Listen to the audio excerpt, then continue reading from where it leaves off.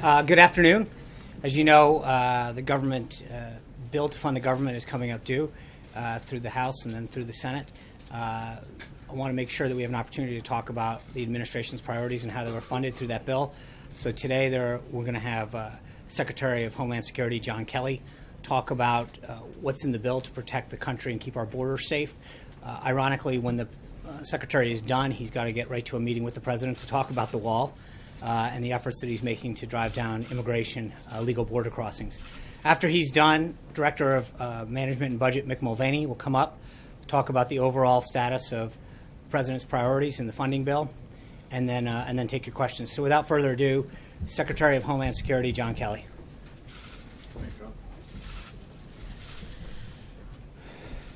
Well, I've talked to many in the media over the last 100+ days about the things our department does on a daily basis to keep our nation safe. In the past 100 days, we've been incredibly successful in enforcing the law and defending the nation. I believe this budget will help us begin to improve the way we do business and how we accomplish our goals to make this country more secure. The department's base discretionary budget authority is $42.4 billion. While we can never, in my opinion, invest too much in the security of our citizens and in our communities, we will be able to both sustain our critical security operations and make improvements that will make us all safer. That includes hiring ICE agents, improving cybersecurity, funding grants that support state and local communities, and funding the Coast Guard operations at $344 million above the FY17 budget request. And as promised, the budget will secure our borders and enforce our immigration laws. Border security has three factors. You need people, you need technology, and you need infrastructure. This budget begins to provide all three.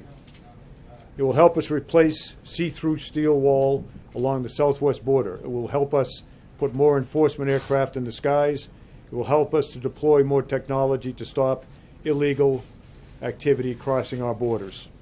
It keeps us moving in the right direction to a more secure United States. We've accomplished so much with the resources we already have. If I may remind you, apprehensions of illegal immigrants and criminals at the border are down significantly. But we need more to keep moving forward. This is our government's largest investment in border security in 10 years. We are getting the tools we need, or beginning to get the tools we need, to make a change. But frankly, I am shocked at the behavior of some individuals in public service or public office that instead of celebrating how they've managed to reduce the amount of money for our border wall, a wall that will make us more secure, that will prevent drug smuggling, they're rejoicing in the fact that that wall will be slower to be built, and consequently our southwest border under less control than it could be. These appropriations provide a solid investment in the people, equipment, and technology that helps our department protect the homeland. We face a variety of hazards with man-made and natural factors, and this budget begins to help us confront them all. I would like to thank, as I always do, all of the men and women of DHS who take on this often thankless, often dangerous, and very, very difficult job, and they do it every day superbly. I am proud to lead them. Most Americans appreciate what they do and thank them every day. Most public officials also appreciate and defend them. But there are many who owe them an apology, many in public service who owe them an apology, and frankly, many in the media, for how they disrespect them for what they do, and how they serve us every day. And with that, I would like to introduce the Director of OMB, Mick. All right, let's get the important things out of the way first. Thank you for being here. Sean said I can't do this, but today is my anniversary. So my wife is actually watching this for a change. Hey, Pam, I love you very much. It's my 19th anniversary. Good, we got that out of the way. And believe me, I wish I were home and not here, but as much as I enjoy you people. Well, but you can't be home for your anniversary, do it. Just a hopeless romantic. Those of you who know me know that it's a miracle that I've been married to anybody for 19 years. So we're here today to talk about the bipartisan spending bill.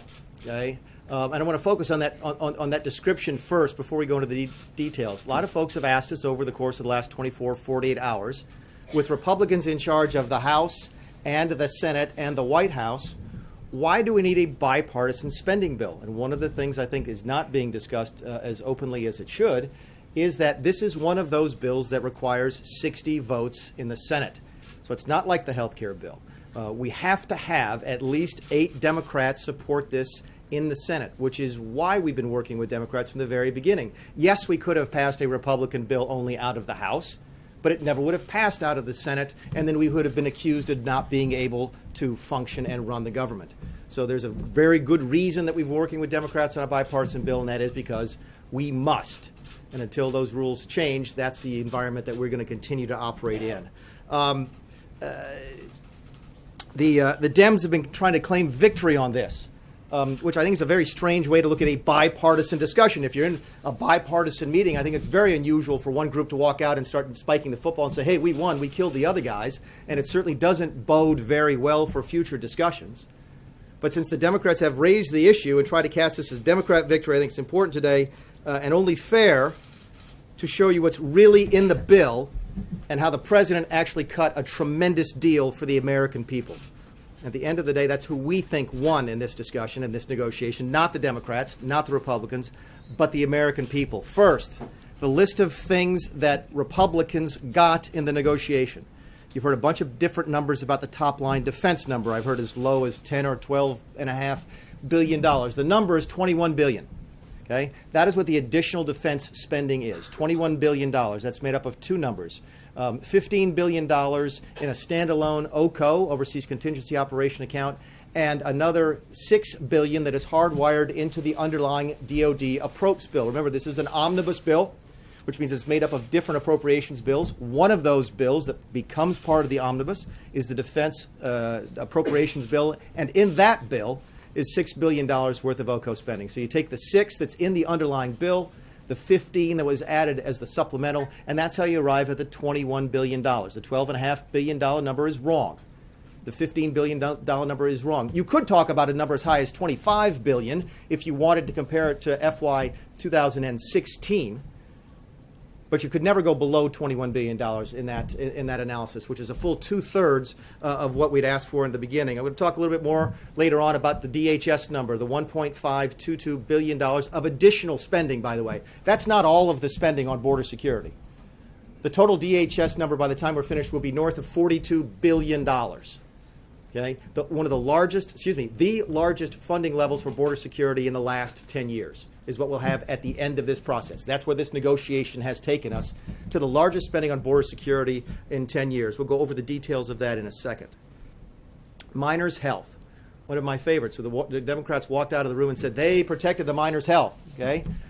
So did the president. The president is asking me since the day I got here for a way to fix the miners' health issue problems that they have in Appalachia. And we were simply waiting for the opportunity to give it as part of a bipartisan discussion so that we could get something in return. We mark this as one of our victories in this particular bill. Every single Second Amendment protection that we wanted and the Democrats wanted to get rid of is still in the bill. Every single pro-life protection that we wanted to keep in the bill and the Democrats wanted out is gone. Okay? And most importantly, and those of you in this room and the folks who take the time to watch this during the day, understand this and follow this business fairly closely. We broke parity.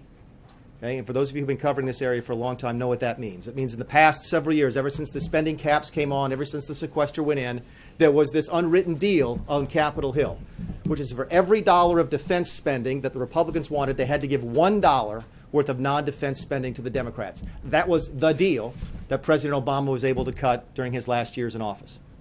We got $21 billion of new defense spending for less than $5 billion of non-defense spending. Okay? We didn't go dollar for dollar. We got $1 of spending and only gave 20 cents worth of non-defense discretionary. That's a tremendous development for this president and a huge win from a negotiating standpoint. Okay? Think about that for a second. We've gone from $1 to a dollar for just 20 cents. And plus, part of that $5 billion is stuff that we like. So the miners' health is included in that number. So even some of the stuff that we gave away, supposedly, to get the defense spending was stuff that we liked in the first place. What didn't the Democrats get? There's no Obamacare bailout money in this package. I've read that in the newspapers a couple different times. I've seen it on the news. Go find it for me. It is not there. What the Democrats are telling you about that is false. There's absolutely no language in this bill that requires us to make any Obamacare bailout payments, any CSR payments of any way, shape, or form as a result of this deal. Okay? Why are the Democrats saying that? Because it's what they told their base they would deliver, and they failed to do that for their base. That is not in the bill. There's no new money for Puerto Rico. You hear the Democrats crying out that they got $295 million for Puerto Rico. Not a penny of it is new money. Okay? All of that money was already spent. It was actually part of Obamacare under a previous agreement. That money was sitting there unspent, and all we agreed to do was agree to let them move it from one place to another. Did not cost the taxpayer a penny. They wanted new money. They wanted a bailout. We wouldn't give it to them. We gave them money that was already appropriated and already spent. No renewable energy subsidies. They wanted, at the last minute, they threw in a demand for renewable energy subsidies for wind and solar and other types of things. We kept those out. What they really didn't get is this, and this is what they wanted. They wanted a shutdown. We know that. They were desperate to make this administration look like we couldn't function, like we couldn't govern.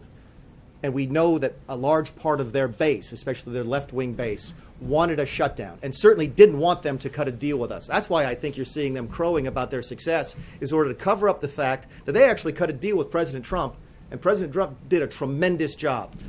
What are we talking about? More money for spending, more money for defense, more money for border security, more money for school choice, another thing that we got. Okay? Those of you who were here in March and saw me introduce our first version of our budget blueprint saw me talk about the president's priorities. What were they? Defense, border security, school choice.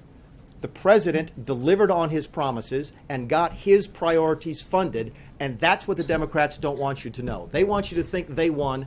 What they don't want you to know is the American people won here because the president simply out-negotiated them. I want to come back to one thing, then I'll take some questions. If I can bring the pictures up now, that would be great. You've heard me talk a lot over the course of the last couple of weeks. I've been on television a couple of times saying, oh, there's no bricks and mortar, there's no bricks and mortar, and there's no bricks and mortar for a wall in this. We can build this, okay? And we're going to build this. There are several hundreds of millions of dollars for us to replace cyclone fencing with 20-foot high steel wall. There's several hundreds of millions of dollars in the bill for us. Can we bring up the other photo, please? Do we have the other photo? There's several hundreds of millions of dollars for us to build levee walls along the southern border. And as many of you know who follow this issue, some of the most vulnerable areas that we have are places along rivers where we desperately need levees in order to provide the protection of the southern border that we need. Okay? We are building this now. There is money in this deal to build several hundreds of millions of dollars of this to replace this. That's what we got in this deal, and that's what the Democrats don't want you to know. This stuff is going up now. Why? Because the president wants to make the country more safe. This doesn't stop drugs and doesn't stop criminals from crossing the border. In fact, it doesn't stop hardly anything from crossing the border. This does. And that's what we got in this deal, and that's why we're so excited about the opportunities that we have to follow through on the president's promises to secure the southern border. So unless we have the other picture, I'll take a couple questions. How do you say that fence will keep drugs from coming over the border? They tunnel underneath the border 75 This is the 80 border, feet. the general left. This is the wall, by the way, that DHS said they want. I've sat in the Oval Office of the president. We've talked about bricks and mortar. We've talked about concrete walls. This is what DHS wants. Why? Because it actually works better. You can tunnel under anything. I will answer your question, okay? You can see through this one, okay? It's actually safer. Where we have this in place now, and we do, it's actually safer for our Border Patrol agents. You can talk to the DHS about the details, but there's been a dramatic reduction in attacks on our Border Patrol agents where they can see through the wall because nobody's throwing anything over the top at them. This is what DHS wanted. It's also half of the cost, so we can build twice as much of it. This is a huge win for border security. Nick, the president, as you know, tweeted out this morning that looking ahead to fiscal year 18, a shutdown may be just the thing that's needed to clean up this budget mess. Do you agree with him on that? Can you expand on that? You know, I've been through a couple of shutdowns. Let me answer that question this way. That's a good discussion to have in September. I think the president is frustrated with the fact that he negotiated in good faith with the Democrats and they went out to try and spike the football and make him look bad. And I get that frustration because I think it's a terrible posture for the Democrats to take.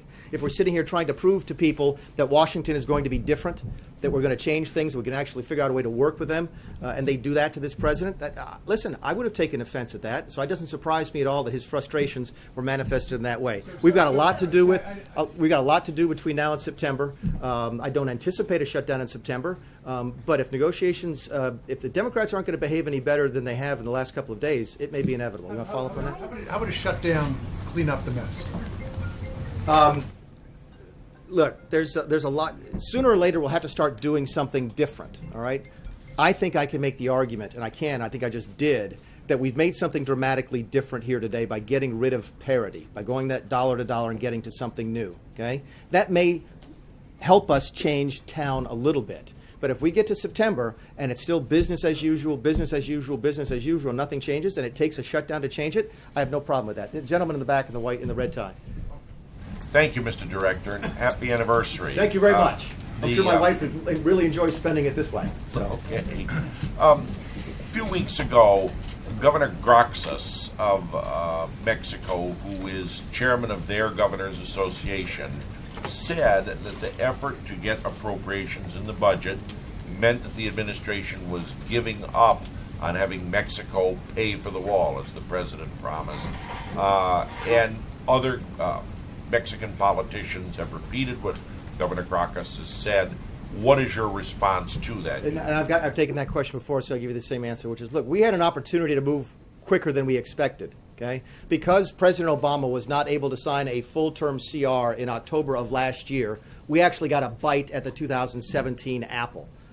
Think about that for a second. If President Obama had been able to pass a 12-month CR in October 2016, we wouldn't even be here because all of this would have been dealt with, and none of this would have been available, by the way. None of the additional spending for defense, the additional money for school choice, for the border, none of that would have been there because the President Obama never would have signed that. We got an unexpected second bite at the 2017 apple, and we were happy to get it in order to start things moving quicker. I've said before, my job is to spend the money. We're already working on ways to try and get Mexico to pay for it, but that's not my concern right now. I'm trying to get this thing built. Yes, sir. It looks like you have a wall there already. This is the stuff that is actually built already. So this is an example. That was the picture I was looking for. If anybody's watching this, is the picture of the levee wall. This is what it looks like when it's currently built. And that was, we don't have the other picture up there anymore, of the cyclone fencing. This will be replacing cyclone fencing. There's other pictures we have. Do you need a wall in all these places where you have existing fencing like this? Is that a good way to spend the government's money? I think securing the border is a good way to do it. There's certain places where technology will also help. We've got money for that in this. There's places where we can start land acquisition now, for example, for next year. We can do that in this bill. We can start ramping up to hire new border agents. We got additional beds, by the way, at detention centers so that we can effectively end catch and release. One of the difficulties we had on catch and release was that the beds were full of the detention centers. So we've added those beds. So when you look at it holistically, it's a tremendous improvement in border security. There will be a wall across the entire U.S.-Mexico border. Now, as part of this bill, no.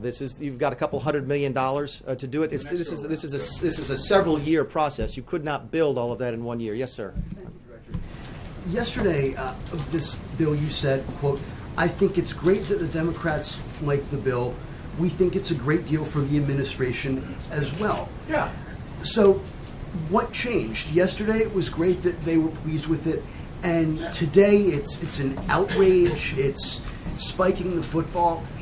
I mean, what changed? What I said yesterday is what you ordinarily say when you walk out of a negotiation, which is, we got some of what we want, they got some of what we want. We're either equally happy or equally unhappy, or we're a little bit more happy than they are because we got a bigger portion of government, and they're walking around trying to make it look like they pulled one over fast on the president. I just won't stand for it because it's not true. Yes, ma'am. I'd rather they be truthful. Go ahead. You were saying earlier that the Obamacare subsidies are not part of this bill. So Correct. Does that mean that this administration is going to stop paying those? We've not made any decision. I think I've said that to you folks before. We've not made any decision. The payments are due, I believe, the 20th or the 21st of every single month. We've not made any decisions at all on May. Yes, sir. The follow-up to the earlier question is, what do you say to the members of your own party who say that this particular negotiation didn't net what they wanted? Some of them, I mean, Mike Huckabee, I think, even tweeted something out earlier. They're not happy with it. So what's your Well, response? keep in mind to that until right now, I don't think anybody knew about this. Because what you heard us say is no bricks and mortar, no bricks and mortar is all about technology. about the deal itself? About Again, listen, I'd be happy to have this discussion with everybody and convince anybody on the right that this was a great deal. I what talked about with... those on the right who are not happy with it. They've obviously seen it. My guess is they have not. My guess is they've been reading the Washington Post, they've been watching television, and heard the Democrat side of the story, and I'm here today to let the other side in the middle. Yes, ma'am. If the president wants the government to shut down, he could just veto the new spending bill. He doesn't have to wait until the fall. So why doesn't he just do that if he thinks a government shutdown is the best Yeah, thing I think for we're the giving it a country? chance to work. I think we're actually trying to, first of all, show that we can govern, and we can. We can do it effectively, and we have. And we can also fund our priorities, which this does. So I think, why would you shut it down when you've cut a fairly good deal for the American people and funded your priorities? I think what you heard this morning was his sense of frustration over how he's being mistreated by the Democrats on a bipartisan piece of legislation in the back standing up. Yes, sir. The president today in the tweet talked about a potential shutdown. You say Democrats wanted to do what they did so that they could force a shutdown. We've heard the term shutdown a lot here. Yeah. I think there's probably some folks at home who are saying, my gosh, we're barely 100 days into this. What does that mean for tax reform? What does that mean for an infrastructure bill? What does that mean for a government spending bill in September? And this is just year one. What does it say to the tone that we're already talking about? Well, I think the tone is that they have a president who can run the place, which is not a narrative that you hear coming out of many different sources right now. You have a president who is able to work with Democrats and Republicans. Again, a little disappointed at the way the Democrats have acted after the deal was put together. But you've got a president who knows what he's doing when it comes to running the country. There were a lot of people who were absolutely convinced, including when he hired me to be the OMB director, that we were going to have a government shutdown. And I think the message that we're sending is that we are competent, we know what we're doing, and the country is safe in our hands, and we think this goes to prove that. Yes, sir. What just occurred, that you said the negotiations that just Mr. Chair, I want to follow up on that, on John's question. I'm a little confused. You said that the Democrats wanted a shutdown. Yeah, I really believe And that. it's the president himself that tweeted, our country needs a good shutdown in September. Can you explain that? And if there is a shutdown in September, won't it clearly be the president's fault? I mean, he's the one actually calling for Again, it. the 18 budget comes up in September. Between now and then, you've got tax reform to deal with. You hope to have infrastructure to deal with. You have the debt ceiling to deal with. So there's a lot of things to deal with between now and September. And again, what I think you heard the president express this morning was frustration over how he's been treated as part of the negotiation. And it may be, if things don't get better, that we get to that point. But I think there's a lot of things that will happen between now and then to let us know if we're moving in the right direction. To your first point about the Democrats, I think it was a little bit reported that there was a great deal of disagreement within the House Democrats over this deal. That Mrs. Pelosi was absolutely convinced when we said that we wanted money for the wall that we would shut the government down. And when we took that request off of the table early in these negotiations, they were flabbergasted. And they were stuck in a circumstance where they were facing possibly shutting the government down, and some of them wanted to do that. My guess is their base is not going to be very happy to know that we are building this. Okay, we are taking their taxpayer money to build this. All right, that's the deal that we cut, and my guess is that's not going to sell very well with some folks on the left, but they're going to have to deal with that. Yes, ma'am. Sir, you spoke about this being a bipartisan bill because it needs to be. The president seems to also be floating this idea of doing away with the legislative filibuster. Is that a good idea? I mean, is that something you're actually talking about? And is that what you need to... Well, clearly we don't need it because we did this. The question is, would it be easier? Would the results be even better? Would there be less sort of animosity? Maybe. I know that there has been some discussion on the Hill over the course of the last couple of years for limiting the filibuster when it comes to appropriations bills. Keep in mind, one of the reasons we're here, and one of the reasons we have a discussion, it seems, every couple of months now about a shutdown, is the appropriations process is broken. And the way it used to work, and it's supposed to work, if the House passing an appropriations bill on a topic, say military construction and VA, the Senate passing a bill on the same thing, then going to conference committee, then putting that bill on the desk for the president, that I don't think has functioned in the last decade. I've been here since 2011, and it's never worked. We want to go back to that process, but the reason we can't get back to that process is because the Senate is requiring 60 votes on every single appropriations bill, and that is forcing this discussion about continuing resolutions, which are a bad way to run the government, and they force a discussion about shutdowns, which are simply not productive. What does the president say, Director Mulvaney, thanks for being here today. What does the president, how does the president define a good shutdown? I don't know. We haven't had one. I think a good shutdown, if there is such a thing. Again, a shutdown is not, and I've said this before to you folks, I said it during my confirmation, it's not a goal, okay? And it's not a negotiating tool. The president advocated But to the extent the president advocated for one today, if you wanted to imagine what a good shutdown was, it would be one that fixes this town. So what would the That one that president drives say? the message back home to people that it really was as broken as they thought that it was when they voted for Donald Trump, and they would trust him that that's what it's necessary to do to fix Washington, D.C., that would be a good shutdown. Yes. Just to be clear, in the last shutdown, 800,000 federal employees were indefinitely furloughed. Another 1.3 million were required to work without knowing when they would get paid. Right. So is that a good shutdown that fixes So Washington? back to your point, you and I have had these discussions before because I've been through a shutdown before. Every single one of those folks got paid, right? Everybody always has. During the temporary lapses in appropriation, which is what the Congressional Research Service calls them. Those families, It is so a you lot of agree. uncertainty, and it's certain, and that's why I say it's not desirable. But you asked me what a good one would look like, and a good one would be something that fixes Washington, D.C. permanently. Yes, sir. We heard a few weeks ago from appropriators that you walked into a meeting and were very front-footed about defunding and cutting funding for sanctuary cities. What happened between that meeting and now? That meeting took place in early March. I've also heard that we came late to the game. I got put in this office, I think, February 17th. And the first week in March, we were meeting with appropriators on the Hill to lay out the president's priorities, which, again, they were at that time. The four that we laid out for them was we wanted defense increases, we wanted border security, including the wall, we wanted targeted reductions in spending, and we wanted sanctuary cities.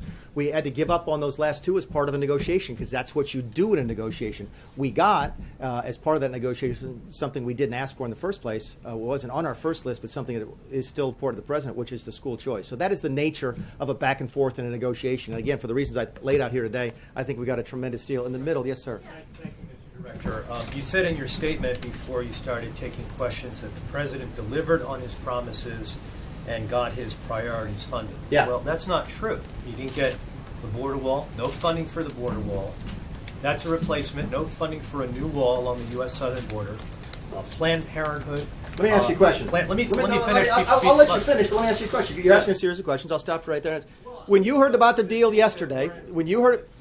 I'd be happy to let you go if you let me answer your question. I won't jump to another person. I promise you've seen me do this a couple times before. You said, My question, then you can take it as a whole, right? Fine, go Okay, ahead. thank you very much. So, Are they always like this, Sean? so as far as the priorities that you say are funded, the border wall, no new border wall along the U.S. southern border. Planned Parenthood was not defunded. You've already said that another priority of the president was not carried through, and that's the sanctuary cities problem. So explain to me how you say what you said before and square what you said before with the actual reality as far as the budget is concerned. Sure, and I'll Thank say you. it. Thank you. Thank you for finishing your question. Let me ask you a question. Okay, when you heard in the last 48 hours about the deal, did you think we could build this? I bet you didn't. Nobody did. Okay, is it a replacement for existing wall? Yeah, that's fine. Is it new wall? No. This is what's out there right now. Okay, and this is what's going to be put in as a result of this bill. Okay, that is better border security. You can call it new wall, you can call it replacement, you can call it maintenance, call it whatever you want to. The president's priority was to secure the southern border, and that's what this does. Now, he asked a couple questions. I'm going to the young woman in the pink then, and then the young woman in the orange, and then we'll take another couple. But let me finish your thing. Just Planned Parenthood, okay? Planned Parenthood. We had a good discussion about it. It's a fair question. We had a really good discussion about that. Okay? And what we decided, after talking to some of our most pro-life supporters on the Hill and the pro-life supporters outside, was that this president's already made his case fairly strongly for his pro-life position. You saw us sign the CRA. You saw Mike Pence, Vice President Pence, have to break the tie on that vote. Okay, on Planned Parenthood, on the states with the Medicaid funding. You've seen the executive orders. You've seen the stuff. Oh, this bill includes all of the traditional protections for the pro-life movement, including the Hyde Amendment. And what we simply decided was, look, if you want to take a vote on the Hill to stake out your position on Planned Parenthood, do it on the health care bill. And the outside groups agreed with us on that. The pro-life movement agreed with that. If you want to prove to the folks back home that you are pro-life, then vote for the Planned Parenthood bill. The last thing you asked about sanctuary cities, I already talked about that, and that was something we gave up in the negotiation. But at the end of the day, here's how I look you in the face, and the folks on the camera and the folks back home, and say the president got his priorities funded. More money for the military, more money for the southern border security, and more money for school choice. Those are the same exact priorities that I talked about in March when we laid out the budget. So that's how I could look you in the eye and tell you that I'm absolutely satisfied we funded our priorities. Now, Look like that border wall right there, the new border wall that you built.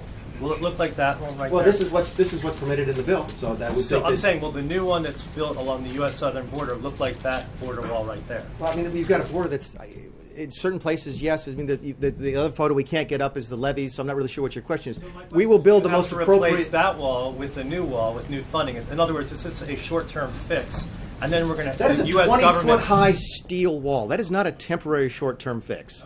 So I'll he's finish you asking now. if I'll go you're to. I've been building- promising the young lady in the pink in the back a question for a second. I'll follow up on Okay. that. Where is that being built, and how many miles are you going to get out of it? Oh, I don't know where it's being built.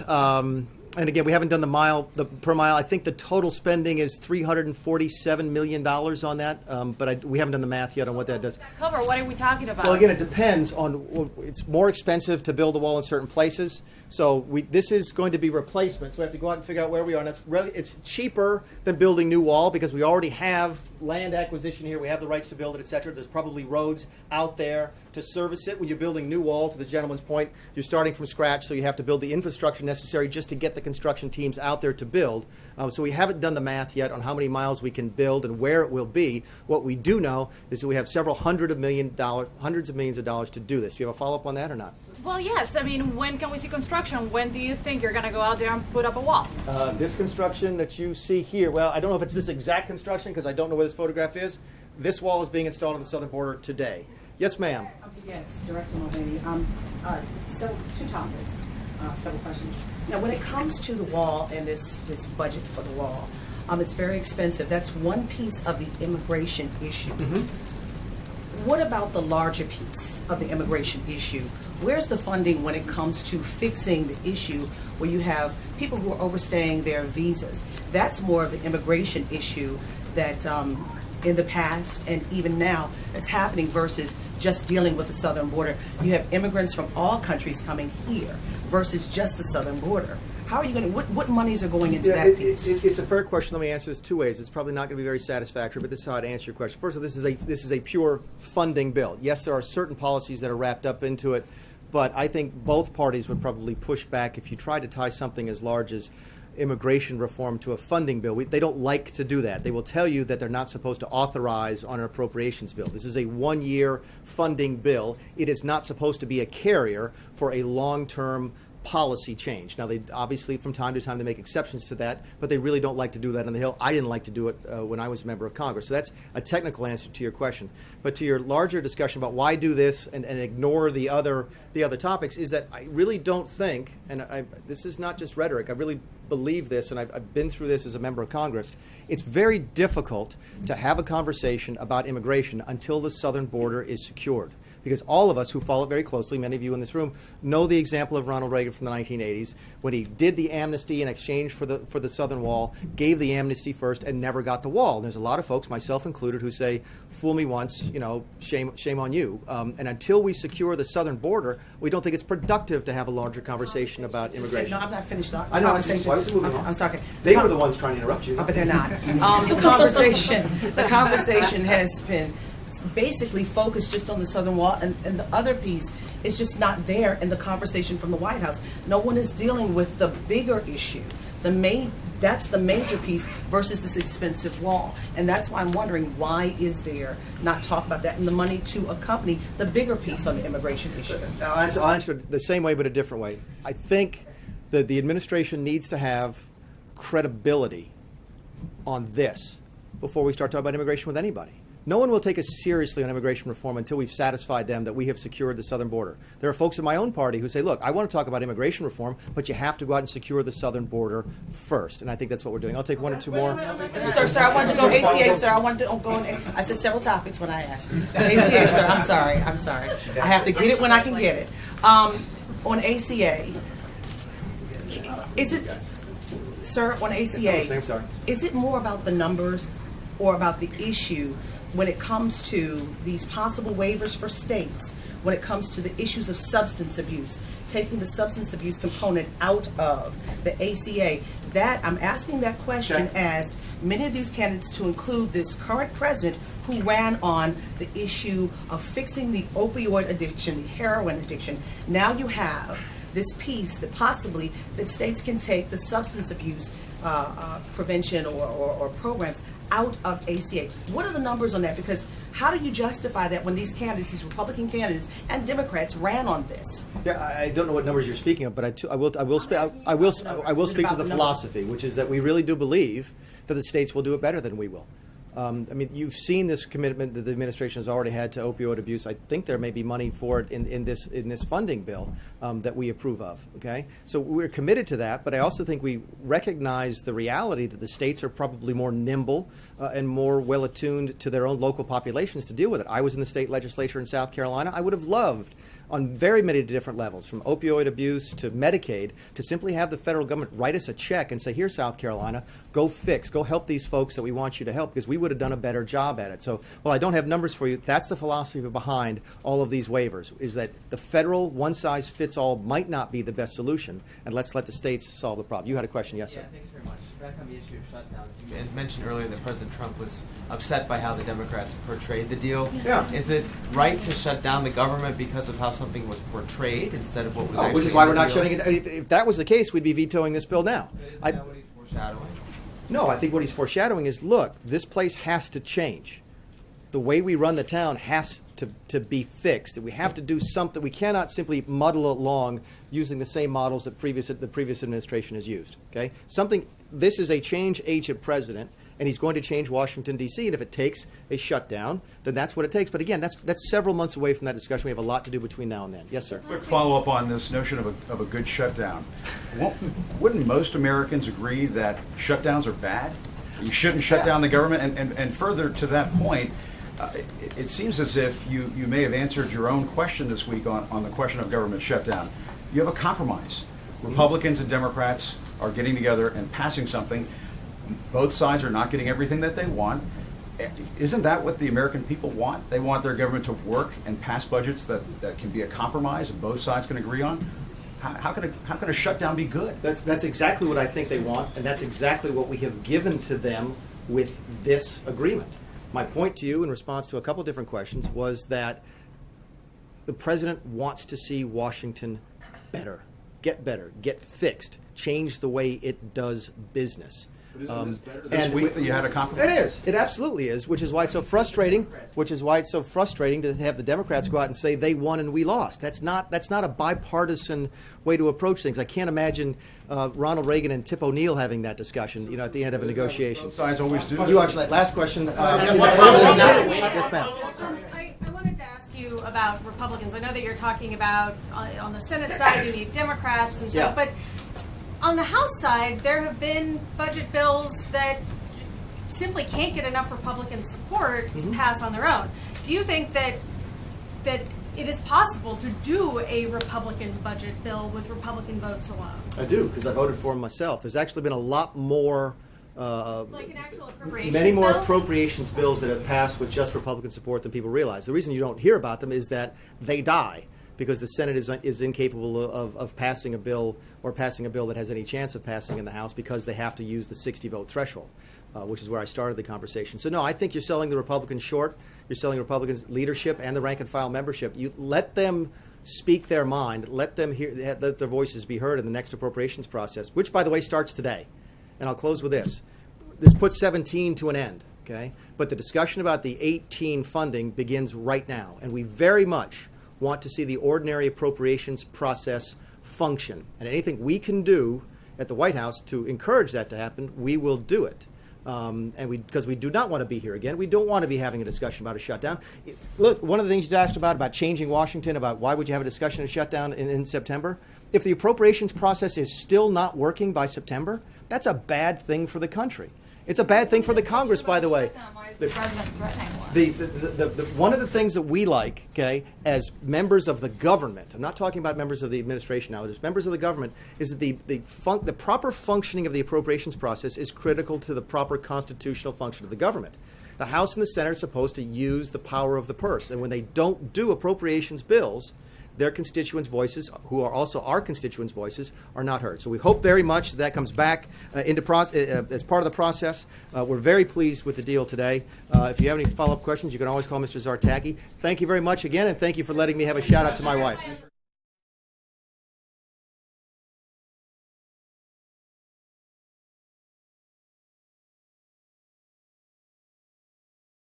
News.